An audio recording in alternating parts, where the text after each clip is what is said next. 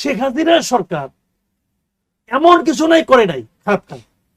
এই সরকার উচিত ছিল কি, শেখ হাসিনা যা যা করছে, ওই সরকার যা যা করছে আমি তা তা করবো না, তাইলে কিন্তু হয়ে যায়। সংস্কার মস্কার লাগে না, ও কি কি করছে আমি দেখবো, ওইটা আমি করবো না, হয়ে গেল কিন্তু ভাই, সিম্পল, একদম ক্লিয়ার এন্ড সিম্পল।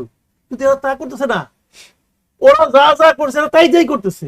ওই একজন লোক ছিল বুঝলেন, তাকে বলা হতো গ্রামের মধ্যে, পুরো গ্রামের এলাকার মধ্যে সে ছিল তার মানে আপনার খুব আদব কায়দা। তাকে বলছি ভাই তুমি আদব কায়দা শিখলা কার কাছ থেকে, তোমার বাবা মা তো এত আদব কায়দা নাই। ভাই আমি আদব কায়দা শিখছি আমাদের এই গ্রামের যে সবচেয়ে বেয়াদব তার কাছ থেকে। কেমনে? ওই কিছু আমি অনেক খেয়াল করছি ও কি করে, ও যা যা করে আমি সেটা সেটা করি না। তো শেখ হাসিনার সরকার এমন কিছু নাই করে নাই খারাপ কাজ। এই সরকার উচিত ছিল কি, শেখ হাসিনা যা যা করছে, ওই সরকার যা যা করছে আমি তা তা করবো না, তাইলে কিন্তু হয়ে যায়। সংস্কার মস্কার লাগে না, ও কি কি করছে আমি দেখবো, ওইটা আমি করবো না, হয়ে গেল কিন্তু ভাই, সিম্পল, একদম ক্লিয়ার এন্ড সিম্পল। কিন্তু এরা তা করতেছে না, ওরা যা যা করছে তাই যাই করতেছে। শেখ হাসিনা নিজের সব মামলা উঠাই নিছে। 2009 ক্ষমতা এসে নিয়ে প্রথম সে কি করছে, ওই ক্যাঙ্গারু কোর্ট যেটা ছিল 111-এর, তার বিরুদ্ধে মামলা করছে, খালেদা জিয়ার বিরুদ্ধে মামলা করছে। সে দায়িত্বে এসে নিজের গুলাকে উঠাই নিছে। আমাদের এই সরকার প্রধান ডক্টর ইউনূস নিজের মামলাগুলোকে উঠাই নিছে। যা যা করছে তাইতেই ওনারা করতেছে, আর কয় যে আমরা ওইটা না, আমরা অন্য কিছু। আপনারা অন্য কিছু হলেন না তো, আপনি সেটাই করলেন।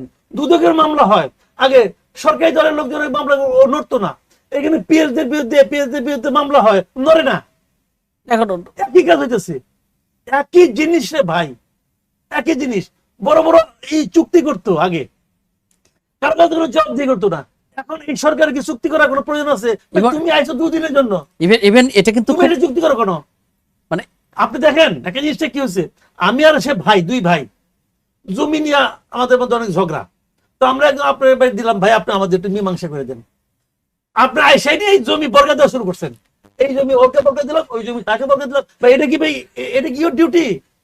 আপনাকে আমাদের ঠিকঠাক মতো ভাগ করে দেওয়া। উনি আসছে একটা নির্বাচিত সরকারের কাছে দেশটাকে তুলে দেওয়ার জন্য। ওই সরকার তার পলিসি অনুযায়ী ঠিক করবে এটা যদি লাভজনক না হয় কাকে দিবে, অথবা এখানে থাইকে লাভজনক করা যায় কিনা।